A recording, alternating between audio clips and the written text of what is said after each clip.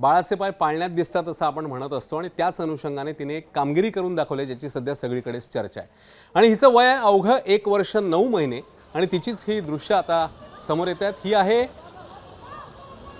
वेदा परेश सरफरे। हिचा प्रवास अवघ्या 1 वर्ष 9 महिन्यांची असताना इंडियन बुक ऑफ रेकॉर्ड पर्यंत पोहोचलाय। 100 मीटरचं अंतर 10 मिनिटं आणि 8 सेकंदात पूर्ण करत वेदा हिंदुस्थानातील सर्वात लहान जलतरणपटू ही बनलेली आहे।